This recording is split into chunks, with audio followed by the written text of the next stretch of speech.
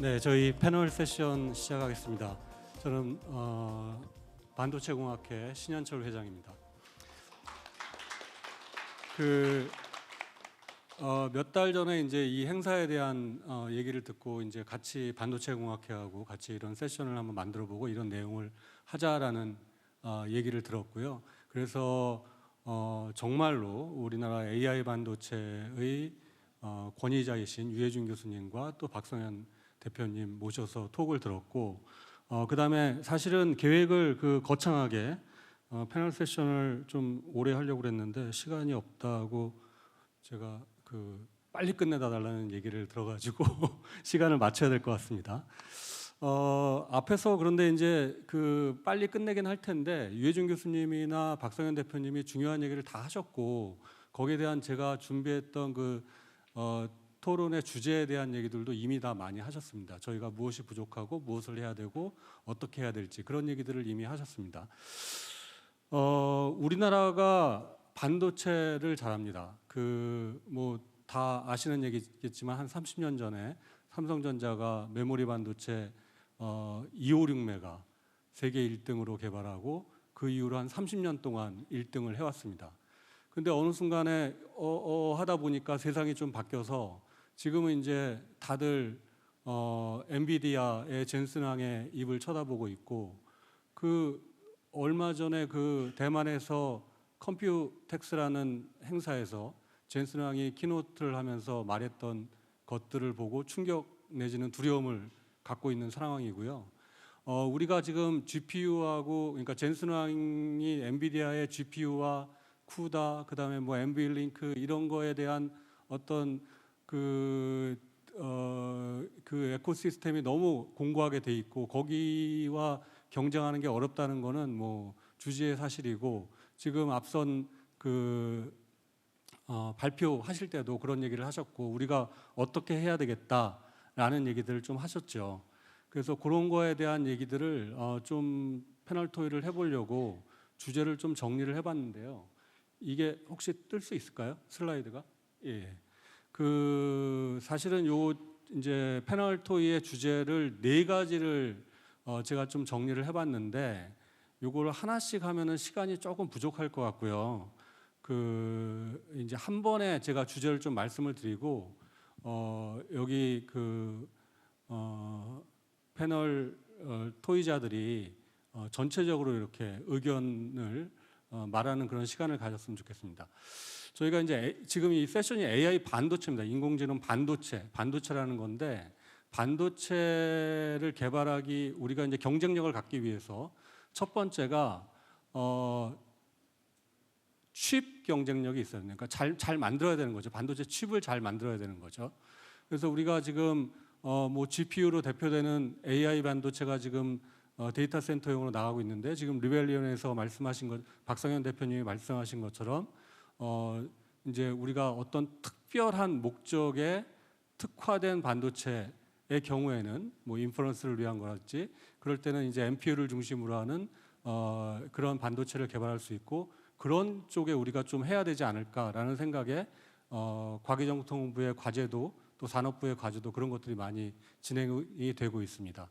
그래서 우리가 정말 반도체 칩 경쟁력을 갖기 위해서 우리가 지금 무엇이 필요하고 어떻게 해야 되고 조금 더 잘하려면 어떻게 해야 되는지, 그런 것들이 우리의 고민이고요. 두 번째 슬라이드 한번 넘기죠. 그 다음에는 지금 저희 패널 토의자 중에 애트리의 조일현 소장님을 대리해서 김강호 본부장님이 나오셨는데요. 저희가 칩이 돌아가기 위해서는 아까 박상현 대표님도 말씀하셨지만 맨 마지막 슬라이드가 소프트웨어 스택을 쭉 보여주셨는데요. 그러한 칩이 돌아가기 위해서 우리가 AI 반도체를 구동하는 시스템 소프트웨어, 그 다음에 이제 그게 우리가 실제로 유저가 사용하는 어플리케이션 소프트웨어, 그런 것들이 다 잘 갖춰져야 될 텐데, 그런 것들은 우리가 어떻게 하고 있는지, 거기에 대해서 정말 어떤 개발이 필요하고 어떤 전략이 필요한지, 그거에 대한 준비 내지는 전략이 필요할 것 같습니다. 그거는 김강호 본부장님이 좀 하실 말씀이 있으실 것 같고요. 그 다음 슬라이드 보시죠. 그 다음에 또 앞선 두 분의 스피치에서도 나왔지만 에코시스템, 생태계가 중요합니다. 맨 처음에 아까 유해준 교수님 발표하셨던 슬라이드, 항공모함 2대에 옆에 이렇게 좀 작은 배가 사진에 있었지만 말씀하시기에 없다고 하셨잖아요. 그래서 그게 진짜 없습니다. 저희가 항공모함은 있는데 주변에 뭐 없습니다. 이게 뭐 그 칩이 나오기 위해서 파운드리도 잘 있어야 되고 뭐 패키징도 있어야 되고 IP도 또 사야 되고 EDA 툴도 있어야 되고 뭐 그런 것들이 정말로 열악한 상황입니다. 팹리스조차도 여러 계층의 여러 그 목적을 가지고 있어야 되는데 그런 것들이 열악한 상황이어서 그것들에 대해서 우리가 좀 고민을 해야 되는 상황이고요. 그다음에 마지막 한번 보여주시죠. 마지막은 이제 인재입니다. 인재. 그래서 이거는 비단 우리나라뿐만이 아니라 전 세계적으로 그리고 아까 그 앞선 톡에서도 그 톡에서도 한번 나왔던 슬라이드인데 AI 반도체 쪽에 인재가 부족하다, 탤런트가 부족하다라는 것이고 그것이 뭐 우리나라만이 아니라 미국, 중국, 일본 다 마찬가지 얘기를 하고 있고 그것들을 위해서 여러 가지 노력을 하고 있는 상황입니다.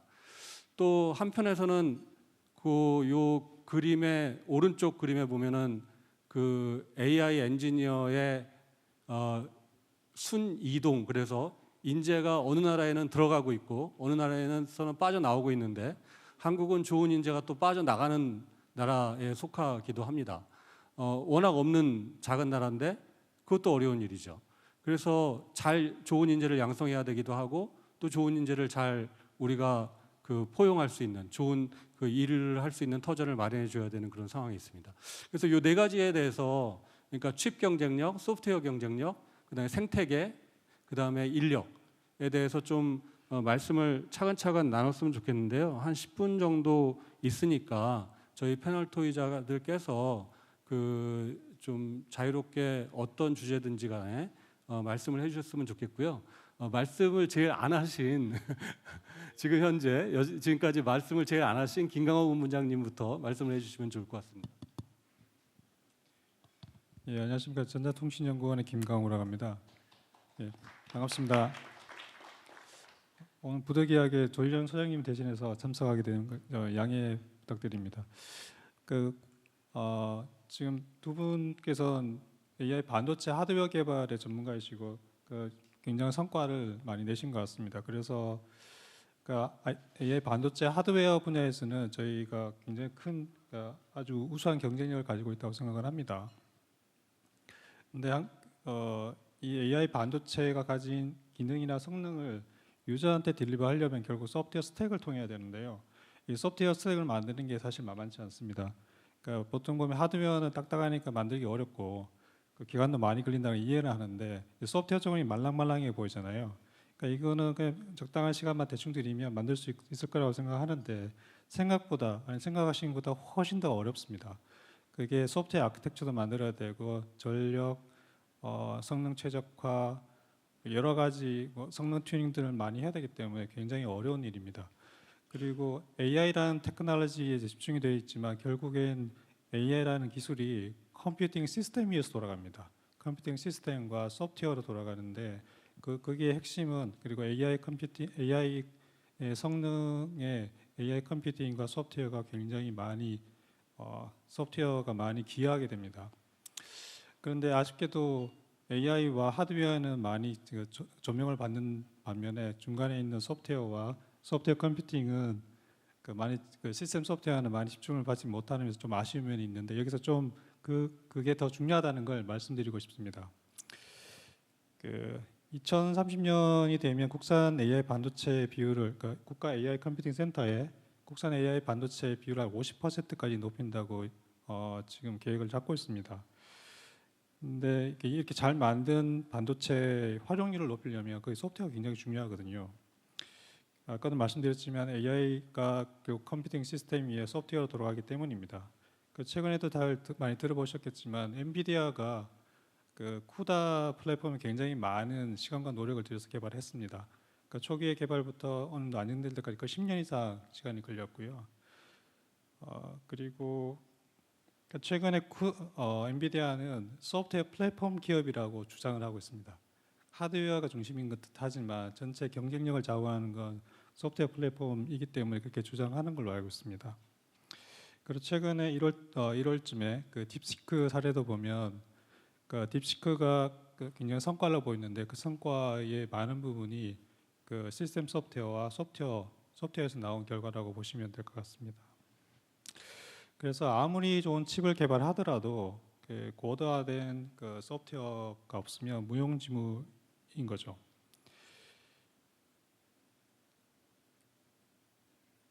그래서 국내에서 좋은 소프트웨어를 개발하려면 그러면 어떻게 해야 되느냐? 제가 보기에는 산업체든 대학이든 연구소든 그러니까 시스템 소프트웨어와 소프트웨어를 개발할 수 있는 역량은 충분히 잘 갖춰져 있다고 생각을 합니다. 근데 지금 그 역량을 집결하는 수단이 좀 필요한 것 같아요. 아까 박성현 대표님도 말씀하셨지만 컴파일러에서 프론트엔드, 백엔드가 있는데 백엔드는 벤더 스페시피카에 가더라도 프론트엔드 부분이나 그 위쪽에 있는 부분들은 그 기업, 연구소, 대학들 연합을 해서 하나의 공통 플랫폼을 만들고 그 공통 플랫폼을 기반으로 생태계를 좀 확장해 가는 게 저희가 취해야 할 전략이지 않을까 싶습니다. 그래야지 그 연합된 역량을 바탕으로 글로벌에서도 경쟁력을 가질 수 있을 거라고 생각을 합니다. 네.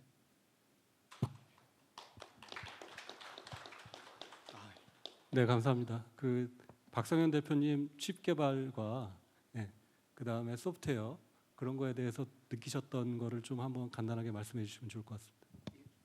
저는 많이 말씀드려서 짧게 말씀드리면 근데 또 마이크 잡으면 길게 되더라고요 이게. 이 정말 중요하죠. 시스템 소프트웨어 특히 이쪽 앞서서 말씀드렸던 시스템 소프트웨어 너무 중요한데 시스템 소프트웨어 개발에 드라이브가 걸리려면 일단은 그거의 근본이 들어가야 됩니다. 그러니까 제가 지금 여기 정책 당국자가 안 계실 것 같아서 좀 아쉽긴 하고 근데 기자님들 혹시나 계시다면 지금 국가 AIDC 할 때 일단 엔비디아 GPU부터 드라이브가 걸리고 있습니다. 일단 트레이닝을 먼저 하고 그 이후에 인프런스를 해야 되니까 그 로직에서는 말이 되는 것 같은데 AI 반도체가 빨리 1년 차부터 디플로이가 돼야 그 위에서 시스템 소프트웨어를 개발할 수 있고 같이 뭐 프론트엔드 컴파일러라도 한번 뭉쳐놔 보자. 보통 대한민국 사람들 잘 안 뭉칩니다. 뭉칠 수 있는 뭔가 구심점이라도 만들어줘야 NPU 팜이 들어간 상태에서 애들이와 리벨리온이랑 카이스가 같이 해보자라는. 그래서 저희가 항상 마지막 연도에 50%도 너무 감사하지만 이 굉장한 커미먼트거든요. 너무너무 감사한 일이지만 그게 실제로 50%가 안 된다 하더라도 1년 차 때 5%가 오히려 더 중요하다. 1년 차 때 5%가 디플로이가 돼야 거기 위해서 시스템 소프트웨어를 컨소시엄을 꾸려볼 수가 있고 그리고 너무 놀랍지만 NPU는 들어가자마자 바로 쓸 수 있는 상황이 아닙니다. GPU도 그걸 인스톨레이션하고 오퍼레이션하는 전문 기업이 필요하듯이 NPU는 아직 머추어한 상태라서 1년 차에 들어가서 1년 정도 더 시스템 소프트웨어랑 굴려보고 맞춰보고 그래야 2년 차, 3년 차에 겨우겨우 돌아갑니다. 이런 좀 구조적인 걸 이해해 주시. 오늘 인터커넥트는 말씀드리지 않았고 이런 구조적인 걸 이해해 주셔서 정책들이 잘 마련되어 있으면 그래서 국가의 DC에서 트레이닝을 담당하는 NVIDIA GPU와 인프런스를 담당하는 저희 국산 칩들이 잘 하나의 덩어리로 묶일 수 있었으면 하는 그런 관점에서 말씀드리고 싶었습니다. 네, 감사합니다. 유해준 교수님 그 아까 슬라이드에 정말 뭐 10년도 전부터 AI 반도체 쭉 개발해 오신 거 연구실에서 해오신 슬라이드를 기억하실 텐데요. 그거 하시면서 또 앞으로 그게 우리나라 전체의 경쟁력으로 파급되기 위해서 어떤 전략이 필요한지 칩과 소프트웨어 관점에서 말씀해 주시면 좋겠습니다. 예, 2015년 말인가요? 그 알파고가 했을 때 그때 삼성에서 많은 팀들이 저를 찾아왔었거든요. 그런데 저는 삼성 보고 엔비디아와 경쟁하는 GPU를 좀 개발하시라고 했었습니다. 그랬더니 그 삼성에서는 그걸 못한대요. 그러니까 삼성이 지금 도전 정신이 없습니다. 지금 여러 가지 문제들이 터지는 것도 저는 거기라고 생각하는데요. 그래서 대기업의 도전 정신이 좀 부족한 게 제일 큰 문제다. 그렇게 생각을 하고 있고요. 그렇다고 우리나라가 도전 정신이 없는 나라냐? 아닙니다. 여기서 보시면 리벨리온, 어떻게 하면 리벨이라는 말도 도전이잖아요.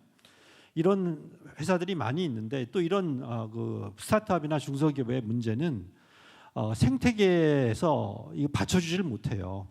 그래서 미국에 아마 리벨리온이 있었으면 몇 조 투자받는 거 어렵지 않았을 텐데 한국에 있으면 이게 물이 얕으니까 뜨질 못합니다. 그래서 이런 생태계를 잘 조성을 해서 국내의 스타트업들을 지원을 좀 해주는 게 필요하고요.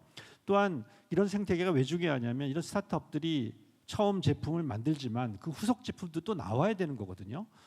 회사가 바로 망할 수는 없으니까 하나만 제품하고 끝나면 망하잖아요. 근데 그런 그 새로운 제품을 개발해주기 위한 그런 어떤 그 R&D 능력을 갖춘 기관들이 또 도와줘야 돼요.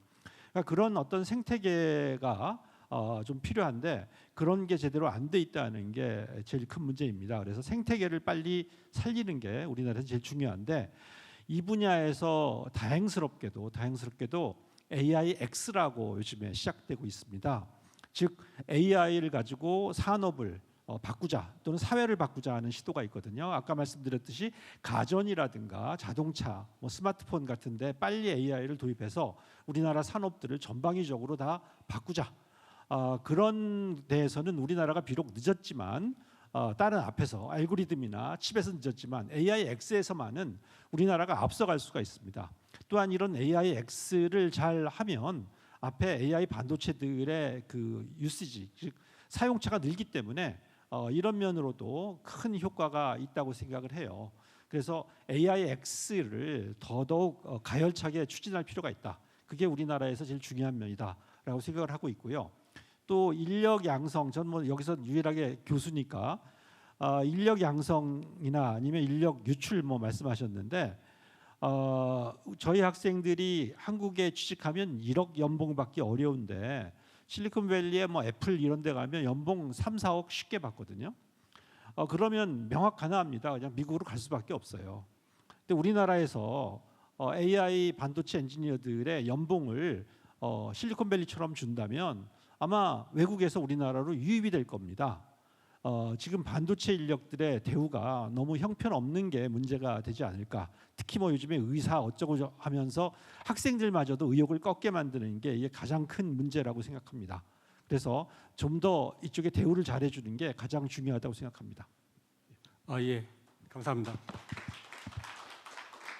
시간이 아쉽지만 너무 부족해서요. 그 패널 토의를 여기서 마쳐야 될 것 같은데요. 제가 마지막으로 클로징을 하면은 반도체는 가히 정말 AI 반도체의 시대라고 할 수 있고요. 오늘 시사저널 이 포럼도 AI 패권 전쟁인데 그 중에서 우리나라가 잘하는 AI 반도체를 잘해야 되겠다라는 생각을 하고 있고 그에 따른 칩과 소프트웨어, 생태계 또 인력에 대한 관심을 가지고 집중 지원하지 않으면 안 된다. 그리고 또 희망적인 거는 리벨리온 같은 회사도 오늘 말씀을 해주셨지만 우리가 할 수 있다는 거죠. 그러니까 할 여지가 있다는 겁니다. 지금 전 세계적으로도 아직 그 엔비디아를 제외하고는 그 가시적인 그런 도미넌트한 그러한 회사가 없기 때문에 우리가 열심히 해서 여기를 경쟁력을 확보할 수 있다는 그런 생각을 가지고 있습니다. 네, 오늘 패널 토의 참석해 주셔서 감사드리고요. 이것으로 AI 반도체 세션을 마치도록 하겠습니다. 감사합니다. 네, 네 분 말씀 감사합니다. 대한민국 AI 반도체 산업이 처한 현실과 또 정책적으로 나아갈 방향에 대해 논의가 이어졌습니다. 숨가쁘게 달려온 오늘 시사저널 미래 포럼 이제 마지막 세션만을 남겨두고 있습니다. 본격적인 강연을 들어보기에 앞서 데이터 민주주의를 실현하는 사상가이자 기업가이죠. 주코 아베나이는 먼저 무대 위로 모시겠습니다. 개인 AI 트윈 플랫폼 프리피나와 AI 분석 플랫폼 미션 그레이의 공동 창립자이십니다. 큰 박수로 모시겠습니다.